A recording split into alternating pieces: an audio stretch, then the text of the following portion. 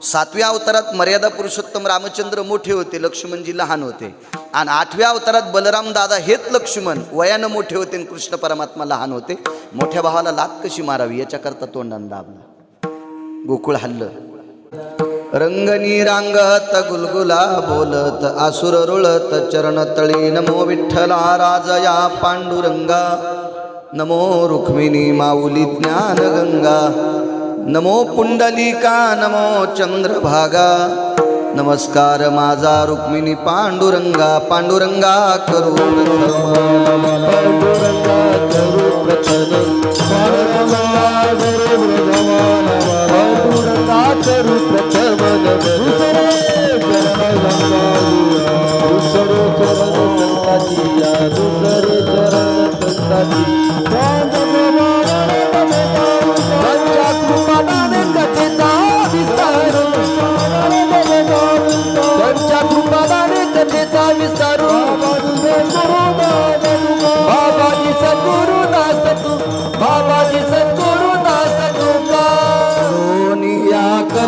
चरणी ठेवी तो माथा,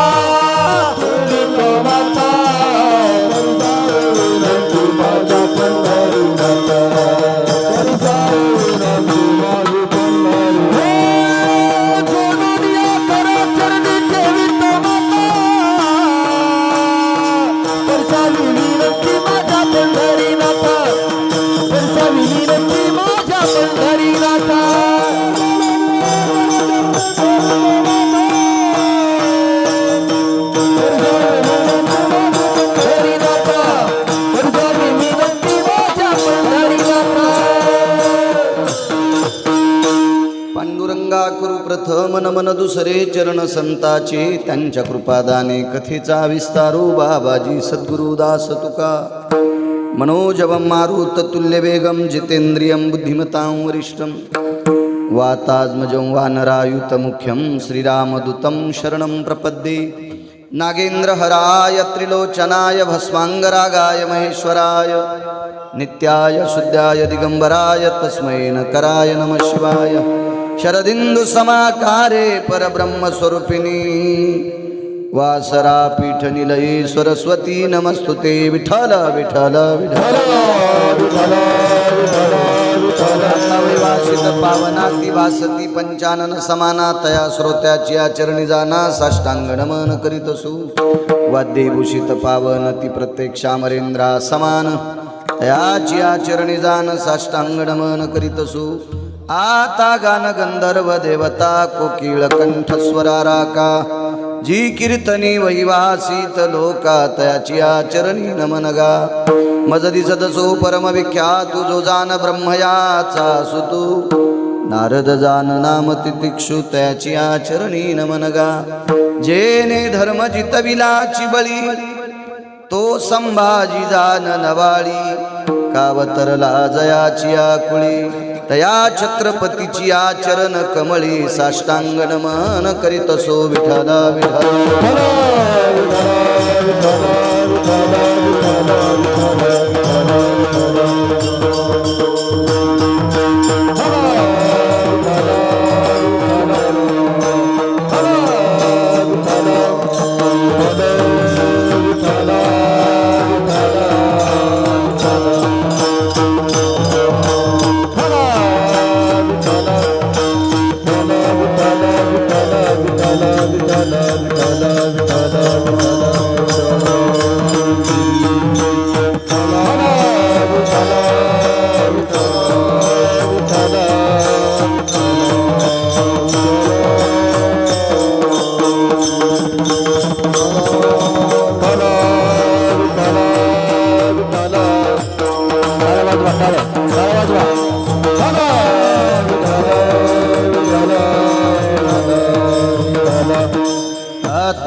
वाग्विलासिनी जे चातुर्यार्थ कला कामिनी.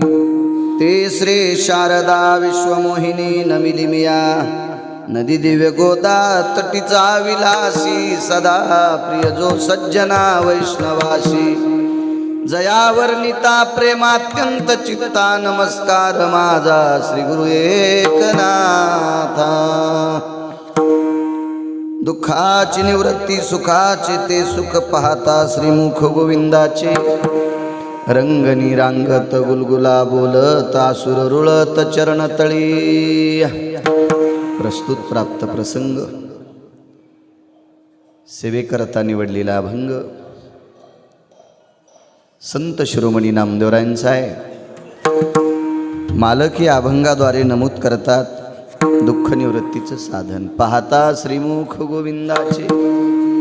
विश्वाच्या मालकाचं जगदानंद कंद जगतपती द्वारकाधीश कृष्ण परमात्मा गोविंद पंढरीश पांडुरंग परमात्म्याचं मुख बघितलं की दुःख जातं.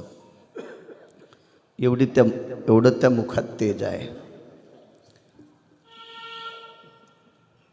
पण दुःख जाण्यासाठी रात्री बोलून गेलो तशी दृष्टी असली पाहिजे. पाहता पाने दुरी सारोनिया. आपल्या दृष्टीत तो भाव ठेवला पाहिजे देवाविषयी. आई स्वतःच्या चिमुरल्या लेकराकडे पाहत असताना जितका तिचा गोड भाव असतो असा भाव जर देवाकडे बघत असताना ठेवला तर आपलं दुःख जाईल.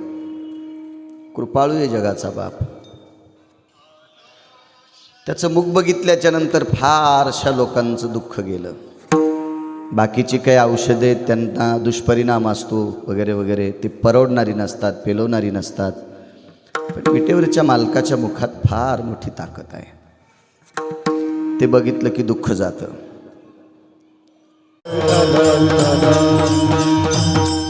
भगवंताचं मुख बघितलं की दुःख जातं. इथं मंगळवेढा गाव आहे.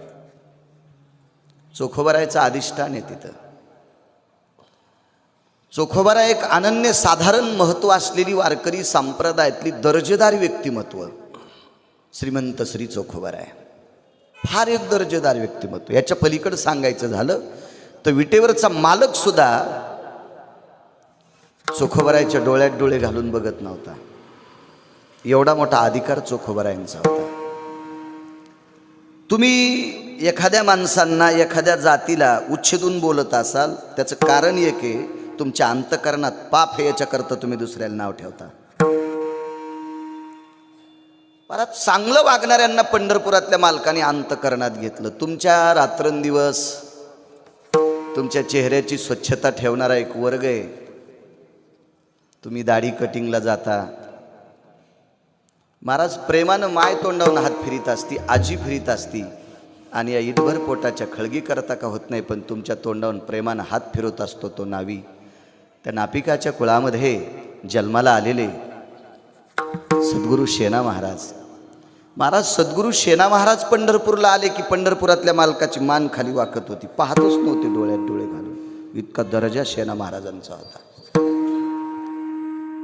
पण खरं तर ही आमच्या लोकांनी ही संत वंचित ठेवली. देवा कीर्तनकारांनी ही मागे ठेवली. इतकी मोठी संत आहेत, मोठी संत आहेत. मला असं वाटतंय संप्रदायाच्या बाबतीत जातीवाद येऊ नये. बाकी तुम्हाला कुठं करायचं असेल तर करा पण संप्रदायात नको. कारण या संप्रदायात जातीवाद नाही. यातायाती धर्म नाही विष्णुदासा निर्णय तो आईसा वेदशास्त्री. एवढा प्रचंड अधिकार या लोकांचा. बघा मंगळवेढ्याला चोखोबारायांचं वास्तव्य. एका झोपड्यात राहणारा वारकरी रानोबा नावांचे वारकऱ्यांचे सुपुत्र. रानोबा होते त्यांचे वडील. अधिकारी महात्मा होते.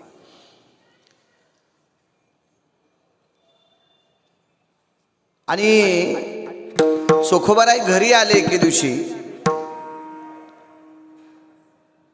घरी आल्याच्या नंतर पाहतात तर आपल्याला बाळ झाले. दुःखाची निवृत्ती या मालकाच्या मुखात. हरी म्हणजे हाच मालक आहे. पाहता श्रीमुख गोविंद. गोविंद म्हणजे हाच आहे. तुम्हाला कुठे सापडेल दुसरा गोविंद? हाच आहे. घरी आल्याच्या नंतर पत्नीनं सांगितलं मालक काल रात्रीपासनं माझ्या वक्षस्थळात दूध नाहीये आणि 28 दिवसाचं बालक आहे. नुकतंच 28 दिवसापूर्वी झालेला बाळ. त्याला न भाकरी खाता येते, न चपाती खाता येते, न शिरा खाता येतो, काहीच नाही. त्याला फक्त दूध लागतंय. एक तर आईचा असावा नाही तर गाईचा असावा. पण तुमच्या आमच्या घरच्या गाईचं दूध विकत घेण्यासाठी चोखोबाराकडे पैसे नाहीत. काय भीषण परिस्थिती असेल. पत्नीला सांगितलं, प्रिये, आपण काही पांडुरंगाला मागितला नव्हता, दिलंय त्यानं आपल्याला बाळ, पुत्र दिलाय, पण आता जर तुझ्या वक्षस्थळातलं दूध नसेल, तो जर मृत्यू पावला तर त्याचीच इच्छा आहे. त्याला मारायचं असेल तर मारील, जिवंत ठेवायचं असेल तर ठेवील. देहूतल्या मालकांचा एक नाट आहे, 61 नाटांपैकी एक नाट, इतका गोड नाट आहे. आता तुझा कळेल ते करी,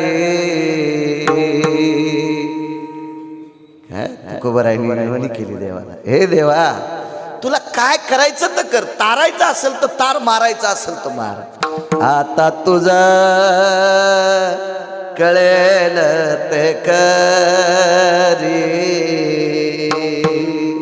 तुला काय करायचं देवा तू ठरव, हे तुला समर्पित केलंय.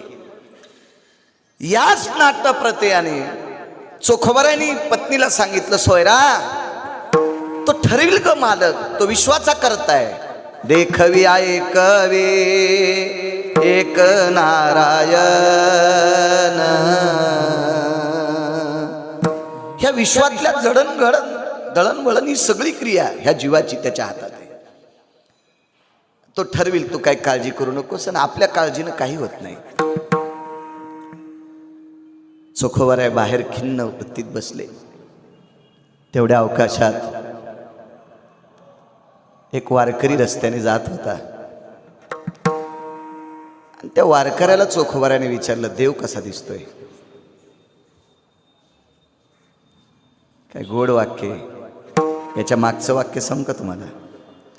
चोखोबाराय भजन करत असताना विठोबा रुक्माईचं भजन झालं की चोखोबारायला बुक्का लावायला पंढरीतले मालक येत होते, पण त्यावेळेला त्यांचे डोळे झाकलेले असायचे. कारण डोळे उघडून भजन करायला त्यांच्या पुढे कोणी बसतच नव्हतं, त्याच्यामुळे पाहायचा काही प्रश्नच नव्हता ना. एकटे भजन करायचे एका लिंबाखाच्या झाडाखाली. एक चोखा लिंब म्हणून प्रसिद्ध होता चंद्रभागेच्या तीरावर, तिथं ती भजन करायची. आणि विठोबा रुक्माईचं भजन झालं की भगवंत येऊन त्यांना बुक्का लावून जायचे. पाहलाच नाही देव कधी. म्हणून त्या वारकऱ्यानं विचारलं, भगवान कसे दिसतात? तर तो वारकरी, मला असं वाटतं लोक तो चोखोबारायचा तिरस्कार करत होते याच्याकरता तोही जरासा करत असेल. कशाहून सांगतो माहितीये का? देव कसा दिसतो त्यानं जर मातीवर बोटानं काढून दाखिला असता तर चोखोबाराविषयी भाव वाटला असता, पण त्यानं हातातल्या काठीनंच मातीवर असं भगवंताचं चित्र रेखाटलं. विटेवरच्या मालकाचं पांडुरंगाचं असं चित्र काठीनंच रेखाटलं, म्हणजे त्या अर्थी तो पण जरासा ताईटच होता. आणि चोखोबारायने ते मातीवरचं चित्र पाहिलं, पण मातीवरचं चित्र घरी कसं दाखवायचं आता? फाटकी बनेन होती, त्याला आपण निमस्ती म्हणायची जुनी माणसं. एवढ्याला तिच्या बाह्या, आणि अंग भरून कपडे नसल्यामुळं निसर्गाच्या कोपानं शरीर काळपट पडलेलं होतं. व्यवस्थित जेवायला नाही, पांघरायला नाही, अंथरायला बोऱ्या होता, राहाला झोपडं होतं, आंघोळीला बोरीचं झाड होतं, त्याच्या खाली दगडला टेकलेला, कुठून तरी इकून तिकून थोड्याशा काड्याकुड्या आणून लहानशी बाथरूम केलेली. अशा साध्या परिस्थितीत जीवन. घरात जेवढी भांडे तेवढी खापराची होती. लोकांना टाकून दिलेला फुटक्या तोंडाचा डेरा हा चोखोबारायच्या घरी पाणी भरायला होता. तुम्ही आम्ही दसरा काढल्याच्या नंतर फेकून दिलेली खापराची भांडी ही सगळी चोखोबारायच्या घरी होती. इतकी परिस्थिती दयनीय. आणि ऐकील तर लांबून बसून मंडपाच्या बाहेर मंडप झाडायचं काम करायचे चोखोबाराय. दुःख निवृत्तीचं साधन सांगतो. या मालकाचं मुख बघितलं की दुःख जाते. चोखोबारायनं एका प्रतिष्ठित व्यक्तीनं काठीनं काढलेलं मातीवरचं चित्र तसंच चित्र स्वतःच्या दंडावर काढलं, पण काडीनं. ती काडी ओढली की चोखोबारायच्या अंगावर पांढरी रेख पडायची. पांढरी रेख. तुम्ही अजूनही दिवसभर शेतात जर काम केलं ना, हाफ शर्ट असल्यावर, तर असा हात काळपट पडतून त्याच्यावर तुम्ही अशी रेख ओढली की रेख पडती. हा निसर्गाचा नियम आहे. तर चोखोबारायच्या जीवनात कधीच भरपूर कपडे घालायला भेटले नाही. किती शरीर हे असेल. ती पांडुरंगाची प्रतिमा एका व्यक्तीनं पाहिलेला देव मातीवर काढला आणि तो चोखोबाराने दंडावर काढला. घरी गेले, पत्नीला सांगितलं, सोयरा आपला बाळ वाचेल ग. काय दूध आणलंय तुम्ही? नाही, दूध शक्य नाही. खरं तर गायनाला चोखोबाराय त्यांच्या बहिणीकडे गेले ते बुलढाण्याला. संसाराचे दुःख धरोनी मानसी, चोखा मेहून पुरीसी जाता झाला. प्रपंचाचं दुःख होतं. मेहुणपुरी, मेहुणा राजा नावाचं गाव बुलढाणा जिल्ह्यात. चोखोबारायची निर्मळा नावाची बहीण दिलती, तिथं गेले. बहीण फार श्रीमंत होती. बहिणीनं बसायला गालीचा टाकला. वैकुंठवासी साहेबराव महाराज सोनोटीकर सांगायचे की चोखोबारायच्या बहिणीच्या बैलगाडीला सोन्याच्या शिवळा होत्या. मला नाही भारत देशात कोणाच्या बैलगाडीला सोन्याच्या शिवळा दिसले गो. काय श्रीमंती असेल हो, काय श्रीमंती. बहिणीच्या बैलगाडीला सोन्याच्या शिवळा आणि भावाला खाला नाही. परिस्थिती असती, पण कधी कोणापाशी वक्तव्य नाही केलं. त्या बहिणीने बसायला टाकलं. बैसोनी एकांत पुसे गुज मात. गाथावाचं लक्षात येईल तुमच्या. जवळ बसली आणि काय विचारत होती. ती म्हणली नाही तुला किती मुलं झालेत, कोण सुखी आहे. एकच वाक्य विचारलं, बैसोनी एकांत पुशे गुज मात. वैनी शमवंत आहेत के. जगातली पहिली क्रांती, जगातला पहिला बदल आहे की जिनं भावाला विचारलंय भाऊजाई खुशाले का.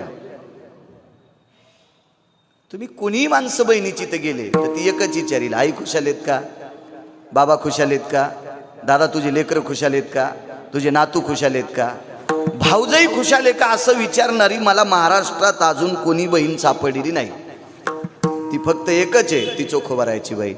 वैनी शमवंत आहेत की. डोळे भरून आले. ताई तुझी भाऊजाई खुशाल आहे ग, पण तिला एक मुलगा झालाय आणि तिचं दूध संपलंय. मी गाय नेण्यासाठी आलोय. गाय दिली बहिणीनं.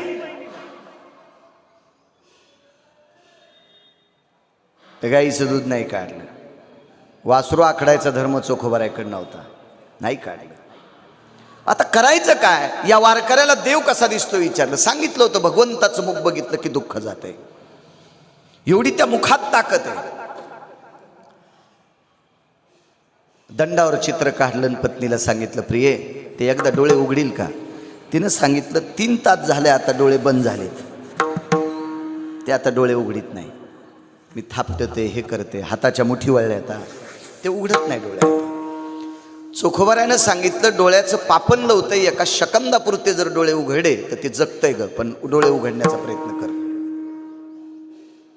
तिनं सांगितलं वक्षस्थळ स्तन जर मुखात दिलं तर पेण्याच्या अपेक्षेनं डोळे उघडतंय, पण या 2 तासामध्ये मी तो प्रयत्न करते पण त्याच्यातून दूधच येत नाही, त्या अर्थी ते डोळे उघडत नाही. करणं ग प्रयत्न करणं. आणि त्याच्या मुखामध्ये स्तन दिलं आणि पाठ थापटिली. बाळा उघडणं डोळे. आणि त्या अपेक्षेनं, भुकेच्या अपेक्षेनं डोळे उघडे आणि तितक्या टायमात दंड दाखिला.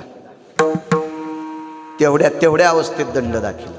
मुलगा सदृढ झाला, सदृढ झाला. महाराज हा चोखोबारायचा सिद्धांत आहे. चित्रातला पंढरीतला मालक पाहला, प्रतिमेतला पाहला, तो चोखोबारायचा बाळ सदृढ होतोय. महाराज त्याच्या मुखात किती ताकद, हे रूप पाहिल्याच्या नंतर किती ताकद असेल. त्या अख्ख्या प्रपंचाचं दुःख संपत आहे. आणि चंद्र सूर्य तोपर्यंत गाथ्यामध्ये कर्ममेळा नावाचा चोखोबारायचा पुत्र आजही जिवंत आहे. ही केवळ ताकद आहे, त्या मालकाची प्रतिमा पाहण्याची ताकद आहे. म्हणून मालक पहिल्या कडव्यात म्हणतात दुःखाची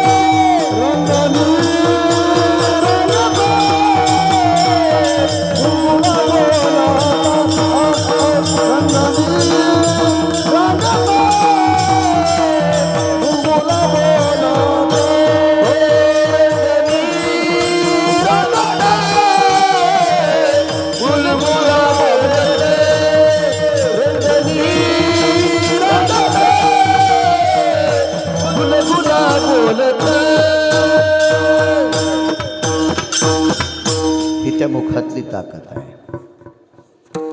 पुतना नावाची व्यक्ती श्रीमद भागवतामध्ये तिचं वर्णन आलं. पुतना ही वासना आहे.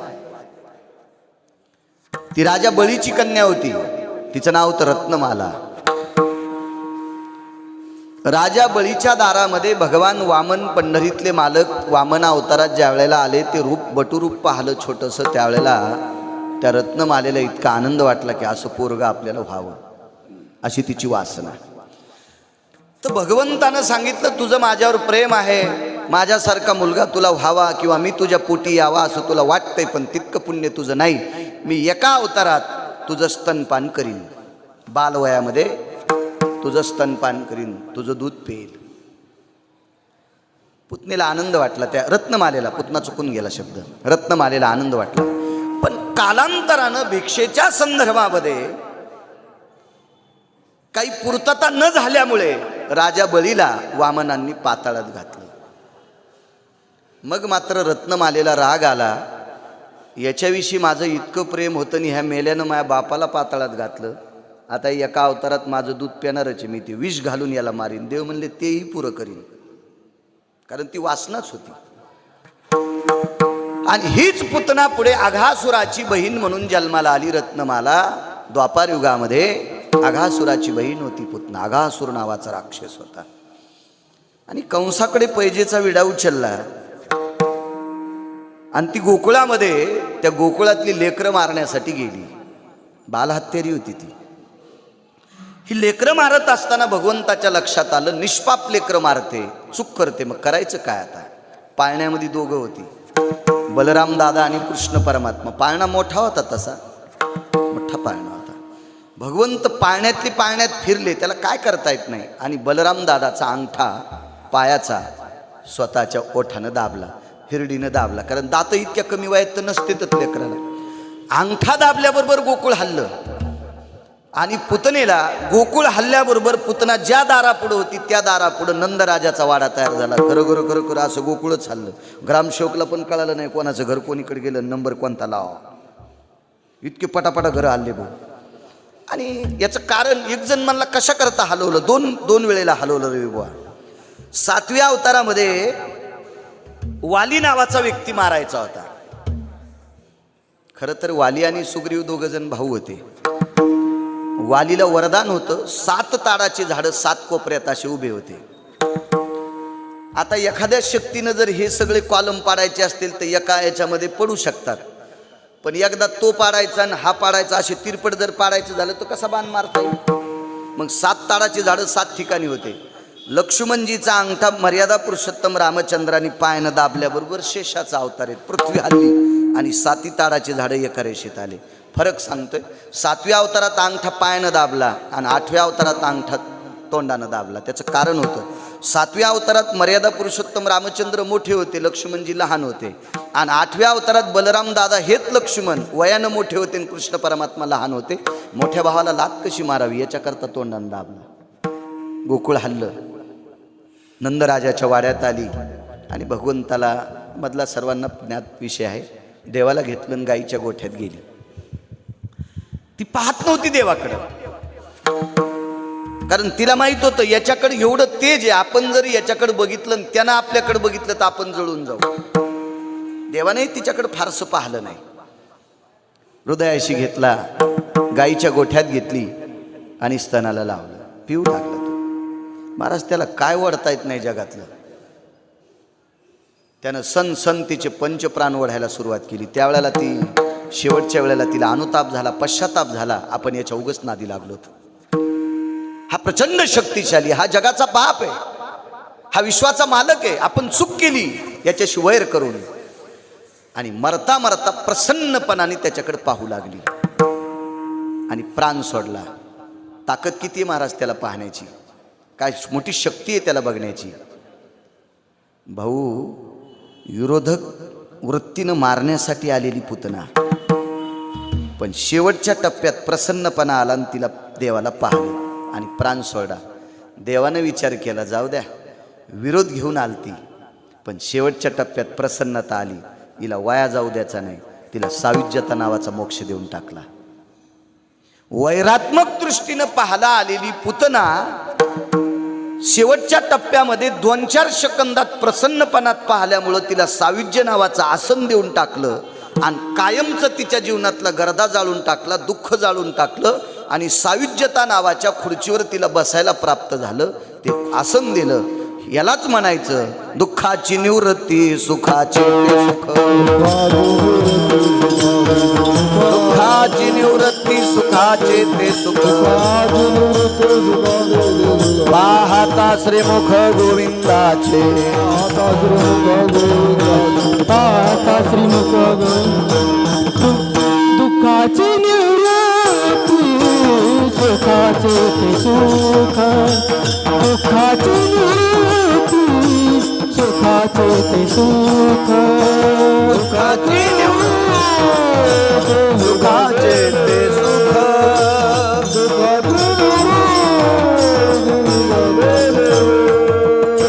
पाहता श्रीमुख गोविंदाचे, पाहता श्रीमुख गोविंदाचे, रंगनी रंगते फुलगुला बोलते, रंगनी रंगते फुलगुला बोलते,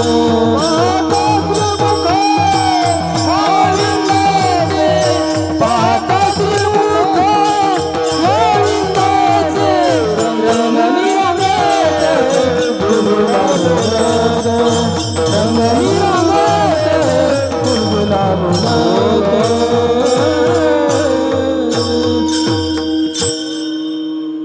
इतक्या विरोधाभाव धरून आलेली पुतना तिला सुद्धा सायुज्य देऊन टाकलं. ही त्या मालकाच्या मुखातली ताकद आहे. काय प्रचंड शक्ती आहे बघा त्याच्याकडे. काय पवित्र मुख असतंय. डोळियाची भूक नवजे माझ्या, पाहता श्रीमुख सुखावले सुख, डोळियाची भूक नवजे माझ्या. सुख सुद्धा सुखावतंय. एक प्रसंग मांडतो तुमच्या पुढे. चला, चोखोबाराय गरिबीतले वारकरी होते. पुतना ही राक्षसाच्या कुळातली होती, पण एका राजघराण्यातली बाई जिच्या नवऱ्याला 222 पद होते, मंत्रीपद 222 एकट्यालाच होते, एकट्यालाच 222. आणि तो मंत्री काही तुमच्या माझ्यासारख्या मरक्या माणसांचा मंत्री नव्हता. तो आमरांचा मंत्री होता, देवांचा राजा होता, देवांचा. बसायला ऐरावत नावाचा हत्ती होता. राहाला अमरपुरी नावाचं सोन्याचं गाव होतं. एवढा प्रचंड श्रीमंत. त्याचं नाव इंद्र आहे, पत्नीचं नाव शची आहे, मुलाचं नाव जयंत, मुलीचं नाव जयंती. असा गोडसा त्याचा परिवार. शची नावाची पत्नी आहे त्याची. एके दिवशी शचीकडे इंद्रभुवनाला एक वारकरी गेले. त्या वारकरी म्हणजे 6व्या क्रमांकाचा संन्याशी. त्या संन्याशाचं नाव आहे देवर्षी नारद. 19 संन्याशी आले माझ्या वाचनामध्ये. त्याच्यापैकी 6व्या क्रमांकाचा संन्याशी देवर्षी नारद भजनानंदी आहेत. गळ्यात विना आहे, हातात चिपळ्या येतात. म्हणून तर आपल्याकडं संप्रदायात या गादीला नारदाची गादी म्हणतात, नारदांची गादी. आणि बसून कीर्तन करतात का? बसून म्हणजे अपघात झाल्यामुळं मी बसून करत होतो त्याला बसून नाही. बसून कीर्तन म्हणजे भागवत, रामायण, पुराण याला बसून कीर्तन. ही 9 लोक होती. त्याच्यापैकी शुकाचार्य 1 नंबरला. आणि त्या गादीला व्यासांची गादी म्हणतात. पण वारकरी संप्रदायातल्या परंपरेला नारदांच्या गादीचं महत्त्व आहे. हिला नारदांची गादी म्हणतात. आणि ती कथाकारांची गादी असती, तिला व्यासांची गादी म्हणतात. मग नारद आले, एक वारकरी आलेला आहे. नारदांसारखं भजन नाही केलं कोणी. जीवनभर भजन केलं, जीवनभर. नारद आल्याच्या नंतर नारदांचं स्वागत केलं, सन्मान केला. आपल्या संप्रदायात फार मोठी किंमत आहे. खरं तर संप्रदायातल्या भजन्यानं, मृदंगाचार्यानं, कीर्तनकारानं इतकं गोड वागायला पाहिजे, इतकं गोड वागायला पाहिजे की जी माणसं कधी कधी आईवडिलांचं रोज दर्शन घेत नाहीत, ती माणसं आमचं घेतात.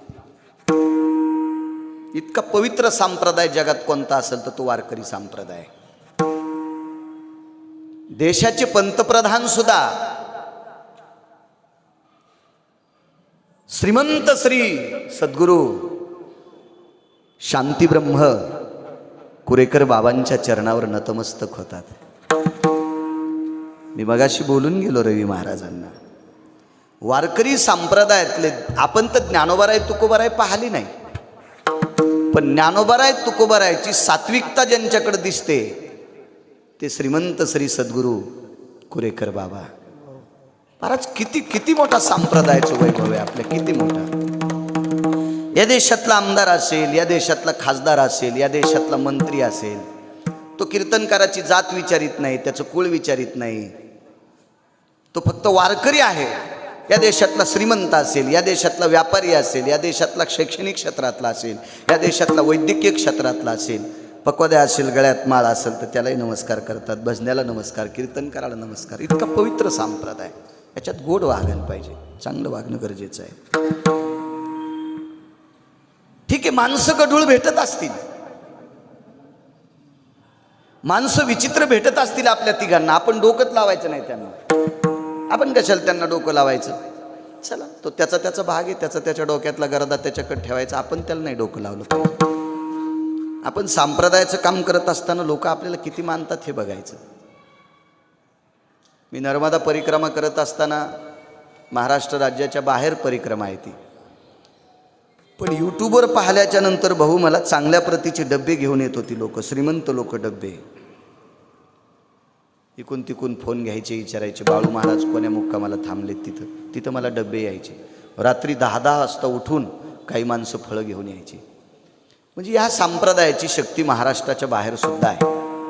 इतका मोठा गोड संप्रदाय. नारद गेल्याच्या नंतर नारदांच्या चरणावर शची नतमस्तक होतात. शची कोण? जिच्या नवऱ्याला 222 पद आहेत प्रकाशराव, 222 भाऊ, 222 मंत्रीपद एकट्यालाच मंत्रीपद सांगतो त्याच्यातलं एक. त्याच्याकडे असं पद आहे एक, भोगावती नावाच्या 2 गंगा आहेत, एक स्वर्गात एक आणि खाली एक आहे. त्या भोगावती नावाच्या गंगेचं पाणी एका पात्रात घ्यायचं आणि त्याच्यात काही टाकून त्याची शाही तयार करायची, आणि त्या शाहीनं इंद्रानं फॉर्मवर सही केली आणि त्या फॉर्मवर टाईम टाकला आणि गिरगावकराचं नाव टाकलं. उद्या 12:30 वाजता यमानं गिरगावकर मारलाच पाहिजे. मग ते कारण काही बी असेल, गुचकी आली असेल, ठसका लागला असेल, अटॅक आला असेल, ठेस लागली असेल, खाली पडला असेल, मळमळ झाला असेल, उलटी झाली असेल, गाडीनं उडवला असेल, पण बरोबर 12:30ला म्हणजे 12:30लाच मरणार गिरगावकर. सही कोणाची माहिती नाही बुवा? इंद्राची. मृत्यूच्या फॉर्मवर इंद्राची सही असल्याशिवाय दक्षिणेचा मालक कोणालाही मारित नाही. हे पद त्याच्याकडे. दुसरं पद सांगतोय, वरुण नावाचा व्यक्ती फॉर्म घेऊन गेला. परभणी जिल्हा आहे, परभणी जिल्ह्यात बरीच गावं आहेत, लातूर जिल्हा आहे, हिंगोली जिल्हा आहे, जालना जिल्हा आहे, फारशी गाव आहेत. पण काही तालुक्यामध्ये, या संजू पाटील पुढे या वर या. विठाला विठाला विठाला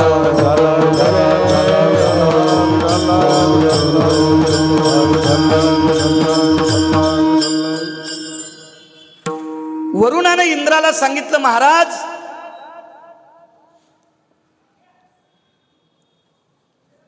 परभणी जिल्ह्यातला एक तालुका आहे, त्या तालुक्यातले सगळे सोयाबीन वाळायले, तर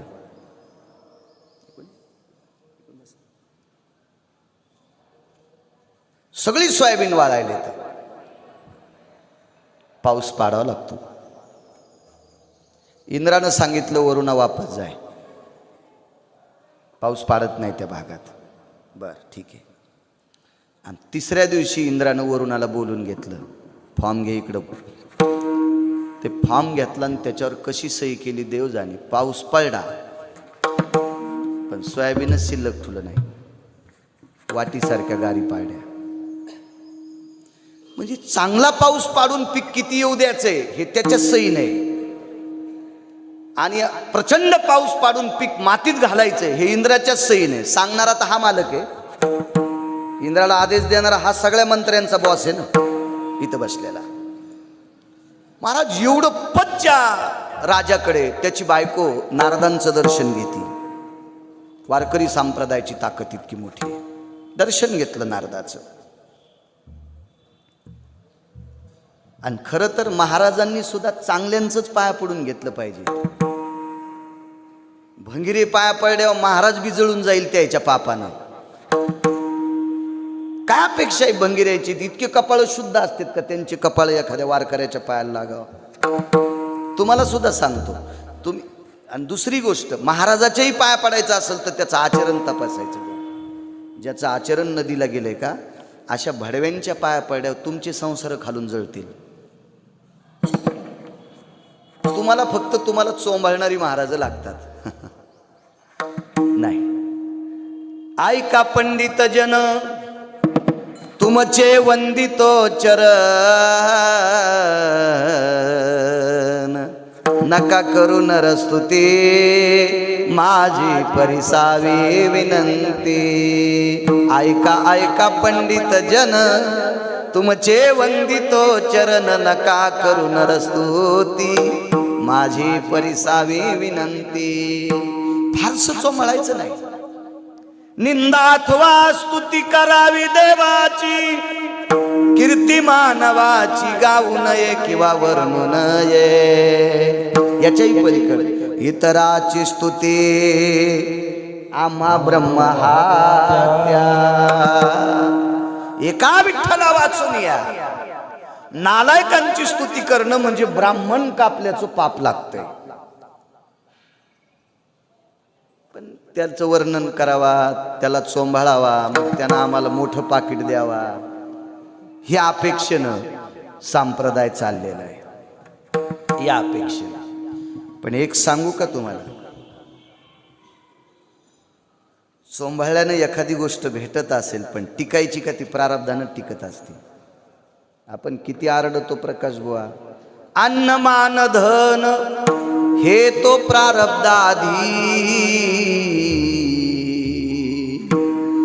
तुम्हाला चांगलं खायला भेटत असेल, चांगली कपडे भेटत असतील, मान भेटत असेल तर ते तुमचं नशीब आहे.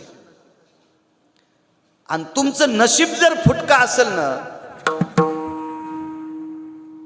तर कधी सून सुद्धा तुम्हाला आवजाव बोलणार नाही.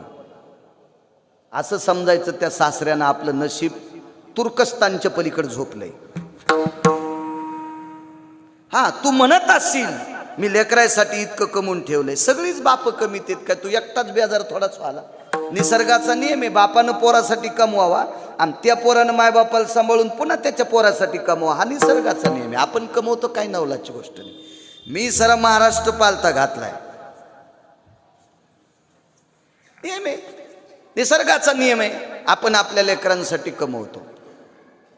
पण आपलं प्रारब्ध जर खोटं असेल तर आपली सून सुद्धा आपल्याला आवजाऊ बोलत नाही. आणि आपलं प्रारब्ध गोड असेल तर आपण चुकीचं काम करणारी सुद्धा आपल्या घरातली लोक आपल्याला झोका देतात. याला प्रारब्ध म्हणतात. प्रारब्ध एक सोपी गोष्ट आहे. आपण सगळी शेतकरी माणसं आहोत. भाऊ किती लाखाचा बैल आणला संजू पाटील, तर बैल विकत घेतल्यावर कुठलं खातो तो? मालकानं टाकलेली वैरण. आणि महादेवाला सोड्याला कठाळ्या. भाऊ कोणाचं खाणार का नाही ते? आकड्याची कंस. ठीक आहे, तुमचं रान जवळ आहे शेताच्या गावाच्या. कुपाटी मोडून जरी देवाचा कठाळा गेला तर कोणाकडे तक्रार करताल? त्यानं खाल्लं कमी तुडीलं जास्त. मग आता 2 लाखाचे बैल चांगले का कठाळ्या चांगला? होय प्रकाशराव, काय चांगला? नशीब कोण घेऊन आलाय? कठाळ्या. गण घरच्या बैलाला घागरमाळा, घाट्या, घुंगर, झुली, घुंगराचा कासरा, सगळा थाट. यशनीला गोंडे, मोरखीला गोंडे, कशाला गोंडे, आहे का नाही महाराज? पण टाकलं तेच खावं लागेल. तुम्ही लग्नाला गेल्यावर ते बसलं भिताड चाटीत. पण कठाळ्या कोणाचे बी आकडे निबर कंस खात नाही, निवळ चिकाळ्यातले खात नाही, फुलड्याचीच खातो म्हणजे त्रास होऊ नये. मग सांगा तुम्ही 2 लाखाचा बैल घेतलेला तो नशीबवान का कठाळ्या? कठाळ्या नशीबू घेऊन आलाय. नशीब. अजूनही लक्षात घ्या, महाराष्ट्रात फिरत असताना काही लोक असे श्रीमंत भेटतात. एका श्रीमंत माणसाच्या कुत्र्याला रविवा लहानशी कॅबिन होती अशी गेटच्या पुढे केलेली. त्या कॅबिनमध्ये 1000 वॅटची येशी कुत्र्याला, येशी बसलेली कुत्र्याला. हो. आणि त्या कुत्र्यानं जर घाण रूम केली तर ती 12-12 तासाचे 2 नोकर ते कुत्रं सांभाळायला. बाहेर फिरून आण, पाय मोकळे करून आण, आमकं करून आण. काय कुत्रे नशीब घेऊन आलेत. काय काय प्रारब्ध आहे, प्रारब्ध आहे, प्रारब्ध आहे. काही लोकांची कुत्रे विमानानं. सगळं कुटुंब गेल्यावर कुत्रं कुठं घरी ठेवायचं, त्याचंही तिकीट काढून विमानानं. मला असं वाटतंय मग प्रारब्धामुळे जर सगळ्या गोष्टी चलत असत्या तर हरामखोराचे पाय कशाला चाटायचे आपण. ठीक आहे भाऊ, एखाद्याला चोंभाळल्याच्या नंतर त्यानं मला 1 कोटी रुपये दिले, एरी म्हणतोय इतकं सोपं थोडंच कोणी 1 कोटी रुपये द्यायला. एखाद्या नालायकाला चोंभाळल्याच्या नंतर त्यानं 1 कोटी रुपये दिले, आनंद वाटला. गिरगावकरांनी ते 1 कोटी गाडीत टाकले. पण बार्शी पस्तर जातानाच अटॅक आला आणि गिरगावकर मेला. काय चाटायचे का 1 कोटी ते. मग तुम्हाला कसं ठेवायचं हे त्यानं आधीच ठरविलंय. तुम्हाला कोण्या स्तरावर ठेवायचं त्यानं आधीच ठरविलंय. त्याच्यामुळं संप्रदायातल्या लोकांनी, फारशा गढूळ लोकांना सांभाळणं मला तरी वाटते मूर्खपणा आहे. विठाला विठाला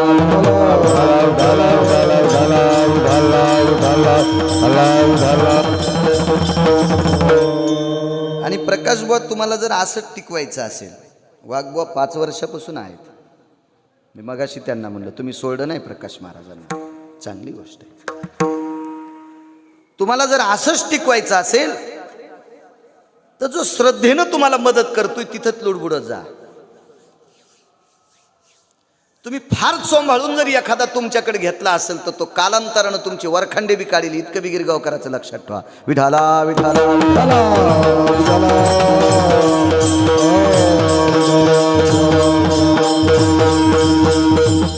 कारण कधी कधी काय असतं माहितीये का, काही ठराविक गडी असते. ते बैल जर शिवळाव पडला किंवा उगच इकडं तिकडं तास सोडून जात असेल तर नुसतं असं आसुडाला हात लावून असा उगारीत होते. शहाण्या गड्याचा आसूड पाहिला की गडी तासात येत होता. पण काही गडी इतके येडपट असते, आता ती शिवी माईकवर नाही देत तरी पण तुम्हाला कळण्यासाठी देते. एका आऊत हाणणाऱ्याचं मी वाक्य ऐकलं, इतकं घाण वाक्य. बैलाची शेपूट पिळून त्याला म्हणला अरे, त्यानं पुढचा शब्द वापरला 12. आता चा शब्द तुम्ही लावा घरी गेल्यावर. बैलाला ही शिव देऊन काय फायदा आहे मला सांगा बरं. काय संबंध आहे तुम्हाला, काय माहिती त्या बैलाचा बाप देतात का नाही शेपूट मुरगाळून. काही कातड म्हणणार, त्याच बैलाच्या कातड्याची याची बायको पर्स वापरीती, त्याच बैलाच्या कातड्याची याची पोरं बेल्ट वापरीते, त्याच बैलाच्या कातड्याची याच्या पोरायला मोबाईलचे कवर आहेत आणि हे त्याची शेपूट पिळून कातड म्हणते. मूर्खपणाचं टोक आहे, मूर्खपणाचं. म्हणजे हे कधी कधी माणसं जे ज्याच्याकडून काम घेतात ते त्याचेच वरखंडे काढतात. असं कधी कधी महाराजांच्या बाबतीत होऊ शकते. शेपटी धरू शकतात, आपल्याला शेपटी नाही ता पण हृदय धरू शकते, इतकं मात्र आहे. असं टिकवायचं असेल तर असं गेल्या 5 वर्षापासून सर्वसामान्य माणसं पंक्ती करतात. शैक्षणिक क्षेत्राला दुमिदे मुंडे सर सांगितले, सगळी मोठी मोठी माणसं आहेत आधी करून. आणि काही साधे शेतकरी सुद्धा आहेत. काय कोणी एखाद्या वेळेस पिठलं भाकरीचा नाश्ता देत असेल, पण सगळ्यांचा अधिकार या सप्त्यात गोड आहे.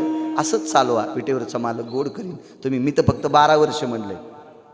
तुम्हाला जोपर्यंत गाडीत बसून पंढरपूरला येता येते तोपर्यंत सप्ताह मोडणार नाही. असंच ठेवा. नारद आले आणि नारदांचं दर्शन घेतलं. दर्जेदार बाई आहे भाऊ, दर्जेदार. प्रणाम म्हणे नारदा. नारदाने विचारलं माय खुशालेस. हो. बरंही म्हणावं एवढंच म्हणायला पाहिजे, पण तिनं नारदाला म्हणली मायासारखी सुखीच कोण नाही. नारद म्हणले बाई आता पंढरपूरला सप्ताह चालू आहे, त्या सप्त्यातल्या काल्यातल्या पंतरवाळ्या उचलून तुला चंद्रभागेच्या लांब नेऊन टाकायचे, हे काम तुझ्याकडे येणार आहे मीराबाई मठामध्ये. ती म्हणली मी इंद्राची बायको आहे आणि मला हे कसं शक्य आहे, मला हे पंतराळ्या उचलायचं काम कसं येणार. नारदांना सांगितलं बाई आज संध्याकाळी तुझं पुण्य संपणार आहे आणि पुण्य संपल्याच्या नंतर तुला मृत्यूलोकात जन्म भेटणार आहे आणि तुला कामच करावं लागणार आहे. 33 कोटी देवांच्या राजाची बायको. दुःख वाटलं आणि विचारलं महाराज मला सुख पाहिजे, जा खाली. गोकुळात आली आणि गोकुळात आल्याच्या नंतर एका अनया नावाच्या गवळ्याची पत्नी म्हणून जन्म घेतला आणि भगवंताला पाहत राहिली. मिस पानियाचे गोविंदाचे चट. चट म्हणजे आवड. पाण्याचं निमित्त करीत होती आणि भगवंताला पाहायला जात होती. भरला उलंडोनी रिता करी घट. रांजून भरलेला रिकामा करायची, म्हणजे सासून म्हणायचंच नाही रांजून भरला तरी पाण्याला कशाला चाललीस. भरलेला पुन्हा मोरीत रिचून द्यायचा. भरला नाही आत्या नाही भरला. तिला ते पाणी आणण्याचा त्रासच वाटून नव्हता. तिला एकच वाटायचं काय त्रास झाला तरी हरकत नाही, पण त्याला बघायचं. ती देवाला बघायची. शेवटचा पुरावा सांगतोय. इतकी देवाला पाहायची की तिनं पाहिल्याच्या नंतर इतकं कर्ज झालं. मी रात्री पुरावा द्याला. ब्रह्मांडाचा धनी तोरे संती केला ऋणी, म्हणून नाचे मागे मागे वाहे अंगे भार त्याचा. ब्रह्मांडाचा धनी तोरे संती केला ऋणी. कर्ज आहे, राधेचं कर्ज झालं देवाच्या डोक्यावर. तोही राधेला पाहण्यासाठी इतका पागल झालाय. एके दिवशी राधा पाण्याला जात असताना हा धार काढायला निघाला, दूध काढायला निघाला.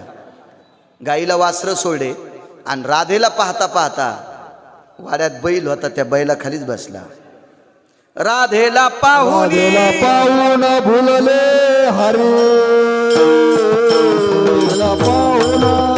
फुलले हारे.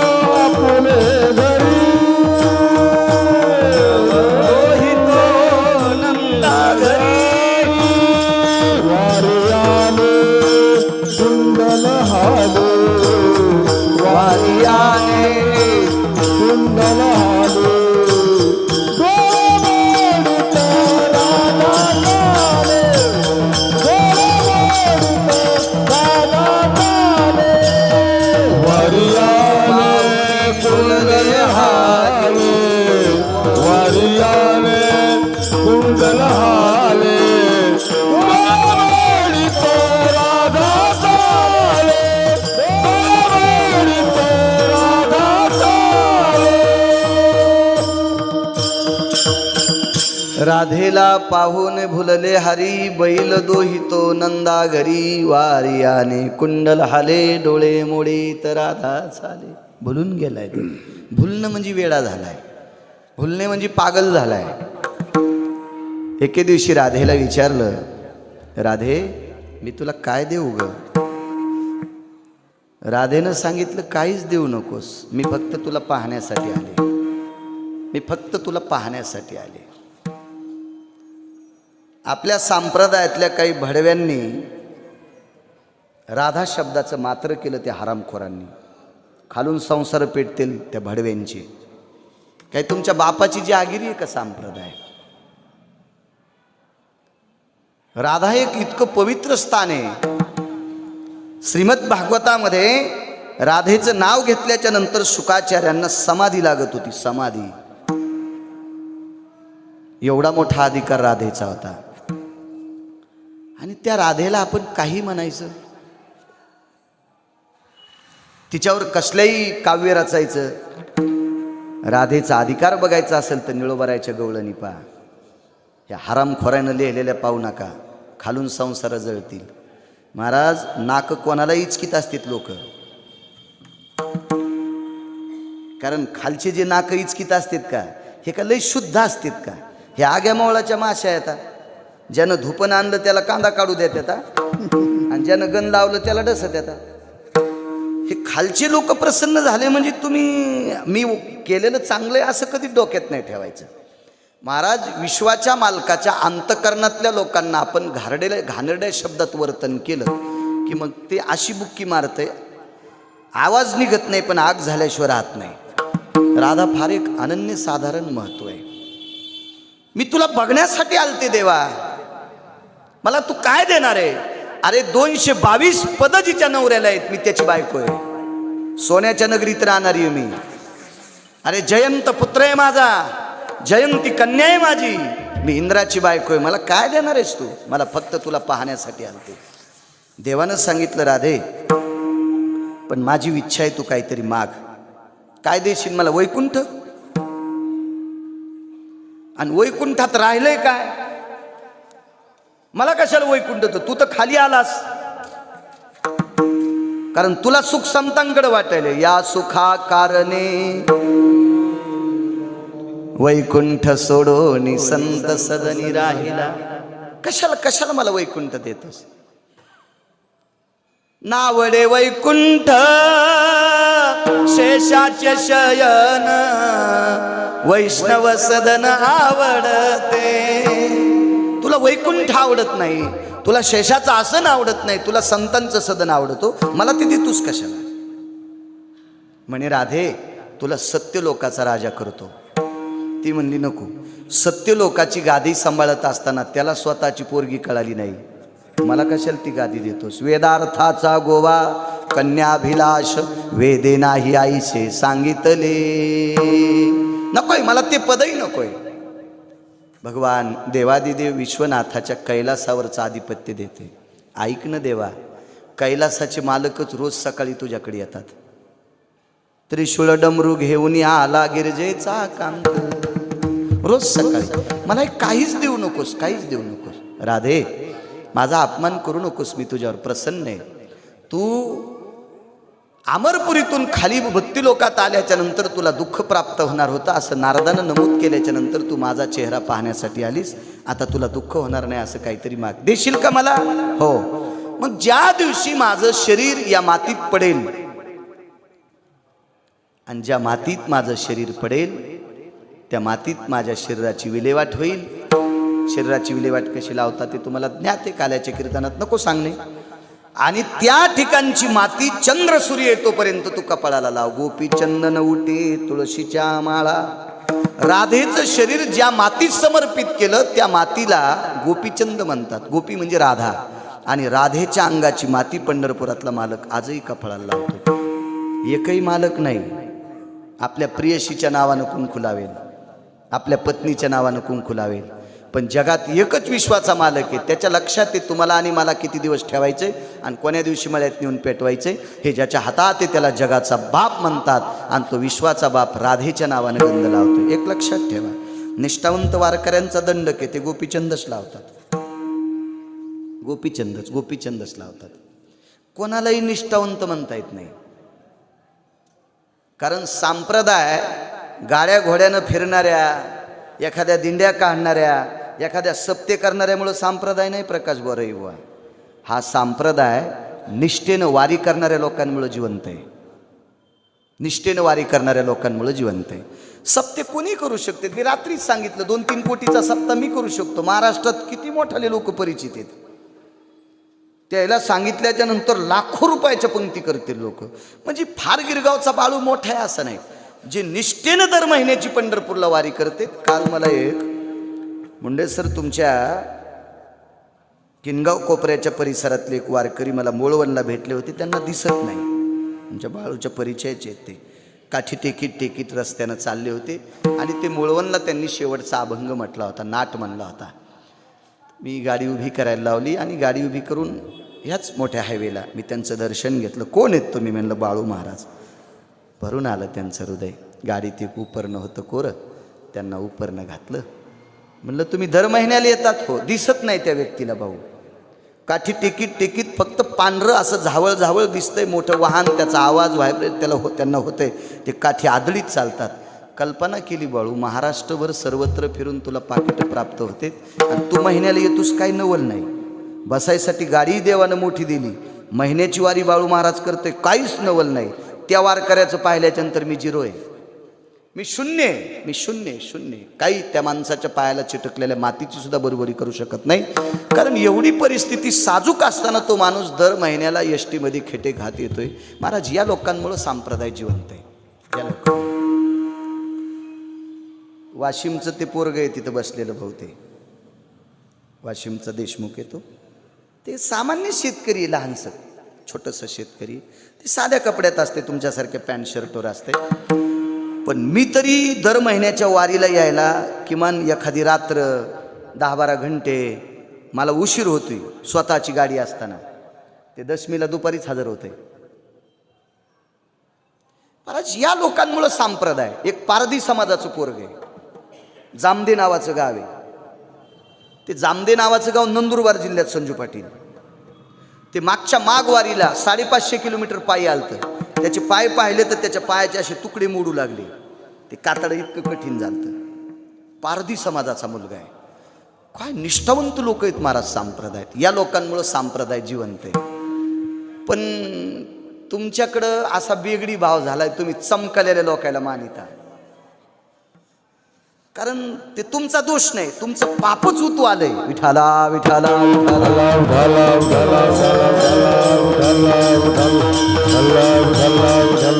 कारण खरं तर तुमच्याकडचे येणारे पैसे सुद्धा पापाचे असतील, म्हणून ते निष्ठावंत लोकांना जाणारच नाहीत प्रकाशराव. ते चुकीच्याच लोकांकडे जातात.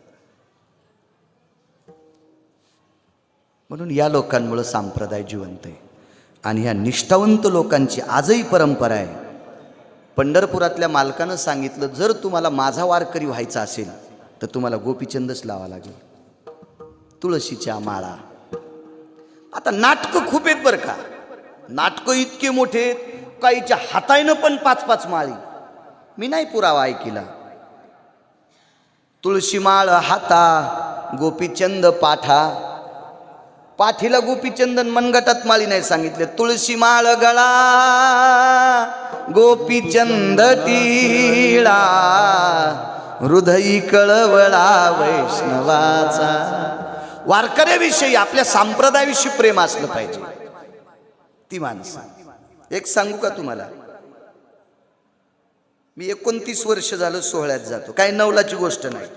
हे सांगणं सुद्धा पाप आहे. मला जर रामराव भाऊ कोंबडं केलं असतं तर सतारभाईने एकादशीच्या दिवशी कापलं असतं. होय प्रकाश. मला जर बोकड्या केला असता तर उद्याच्या धुरड्याला गिरगावचा बाळूच कापला असता. पण मला कोण केलंय? माणूस. म्हणून मी वारी करतो, काही नवल नाही. खोटं आहे का? वारी करतो म्हणजे काही नवल नाही. देवे दिला देव भजना गोमटा. आपल्याला भजना करता पाठीले, पंढरपूरला येण्यासाठी पाठीले. पण मी निकष काढला की वारी सुद्धा कोणामुळे चलती. ज्ञानोबाराय तुकोबारायचा सोहळा कोणामुळे चलतो? दिंडी काढणाऱ्यामुळं नाही, दिंडीत चालणाऱ्यामुळं. तुम्ही जर संख्या काढली ना तर दिंडीतले किती मालक दिंडीत चलत येत. संप्रदाय कोणावर टिकून आहे कधी बी लक्षात ठेवलं पाहिजे. आता तुम्ही सप्ताह करता, पण या सप्त्यात 7 दिवस काही माणसं अशी येतं की त्यांना कीर्तन पण ऐकायला भेटत नाही. ते स्वयंपाकापाशी थांबतात. वरणाला फोडणी दिली का, भाजी झाली का, पोळ्या किती झाल्या, थांबा थांबा थांबा थांबा थांबा. कीर्तन जरी झालं असेल तर सगळ्या माणसापुरत्या चपात्या नाही येतात. अजून 10 मिनटं थांबा, 5-25 चपात्या भाजल्या, मग आपण जेवायला बसू.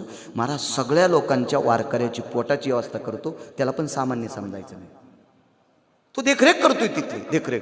काही माणसं चटायात टाकतील, झाडूनच काढतील, पात्रच उचलतील, काही माणसं वाढायचंच काम करतील.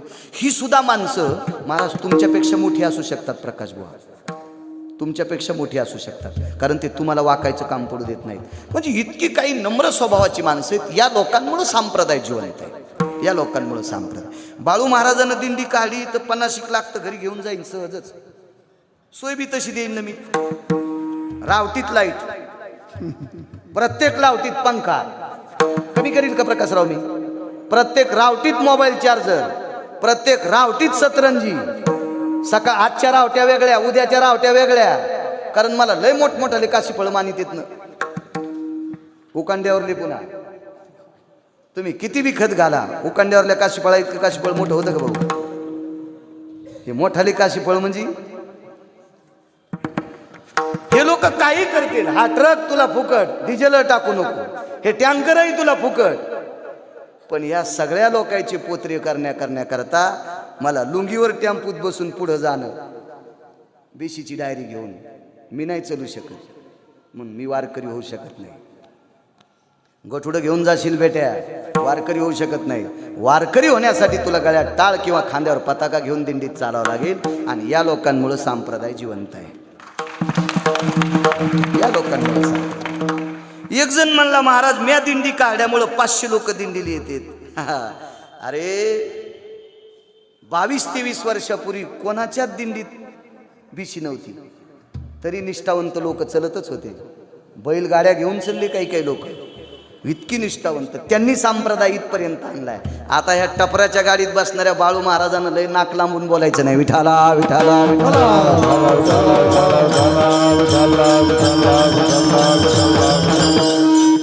चला, निष्ठावंत वारकऱ्यांना दंडक दिला. तुम्हाला जर मी पाहिजे असेल तर गोपीच्या अंगाची माती लावा. गोपी म्हणजे कोण बुवा? राधा. राधेच्या अंगाची माती लावा तर तुम्हाला मी पावल. दृष्टांत संपला. बाळू महाराज मेल्यावर पोरग पुण्यतिथी करील, मला माहिती करील. ते लाज काज करीन ना, कमून ठुले ना त्याला, करीन ते. हो, ठोकर ठोकर महाराज आणून करीन. एखाद्या वर्ष 22 वर्ष करीन. ते गेल्यावर त्याच पोरग त्याची करील. गिरगावकर बसला भिताडाव. नाच सुंदर हिशोबात असली तर फोटो ठेवीन, नाही तर ती फेकून देईन. कोहरक म्हातारं इथं मांडलंय. हे किती दिवस म्हातारं याचं पाहाचं थुतर. कमीला असन काय नवल नाही, याच्या मागच्या मायबापानं कमीलं नाही का? ही तुमची माझी परिस्थिती. पण चंद्र सूर्य आहे तोपर्यंत राधेच्या अंगाची माती कपाळाला लावाच लागेल. चंद्र सूर्य आहे तोपर्यंत राधेच्या कपाळाची माती अंगाची माती कपाळाला लावाच लागेल. महाराज, एवढी मोठी होऊ शकते का कोणी? आणि ही राधा मोठी कशानं झाली? पहिल्या कडव्यानं. दुःखाची निवृत्ती सुखाची, दुःखाची निवृत्ती सुखाचे ते सुख, पाहता श्रीमुख गोविंदाचे,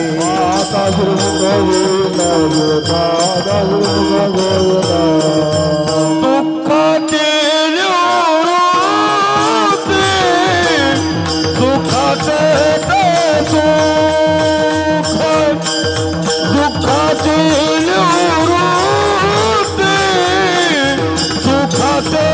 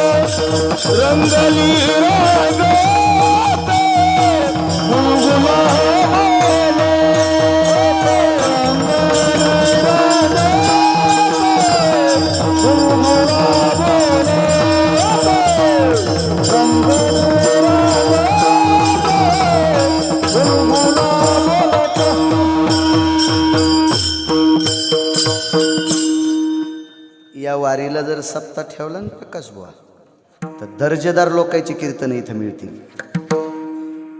ते बी तुमच्या हाराची पण अपेक्षा करीत नाहीत. अशा 300-300 वर्षाच्या परंपरा चालत आलेल्या फड परंपरा, त्या लोकांची कीर्तन भेटतील. 350 वर्षाची परंपरा बोधले कुटुंब, जयवंतदादांचं कीर्तन भेटेल तुम्हाला, प्रभाकर दादांचं कीर्तन भेटेल. काय रवी महाराज खोटं बोलतोय? मोठी मोठी वारकरी तिथं समोरच एका आश्रमामध्ये पातकर महाराज राहतात, पुण्याचे निष्ठावंत लोक आहेत. त्या लोकांची कीर्तनं भेटतील. कारण पंढरपुरामध्ये तुमच्याकडनं कोणी एक पैशाची अपेक्षा करणार नाहीत. निष्ठावंत वारकरी बरं का. आणि तुम्हालाही ती सुरळीत जाईल सप्ताह करण्यासाठी, गोडसं जाईल. खूप छान. आणि माणसंही तुमच्या पाठीमागं बरे येतं. तुम्हाला जे लोक पंक्ती देतात ते माणसं मोजित नाहीत. एक सोपा मुद्दा सांगू का दिंड्यातला? भाऊ, जर मी बिशी काढून जर दिंडीत आलो, तुम्ही जर मला भेटायला आले 2 दिवस, तर लगेच ते महाराज म्हणतो हे कवा आलेत, हे कोण दिशी आले, मग यांची कवा पावती फाडायची. गळ्यात शपथ. आणि तुम्हाला पण वाटतंय आता इथं खावा का 2 घास खाल्लेलं उलटून टाकावा. खोटं आहे काय? पण हे तुमच्या सप्त्यात नाही प्रकाश. तुम्हाला जे पंक्ती देणारे आहेत ना, तुम्ही केल्यावर तुम्हालाच बोलतील, नाही तर ते पंक्तीच कट करतील. होतंय का नाही असं? इतका निष्ठावंत कारभार आहे. म्हणून त्या प्रकाश बुवाला सांभाळा ही तुम्हाला विनंती करतोय. विठोबा रखुमाई.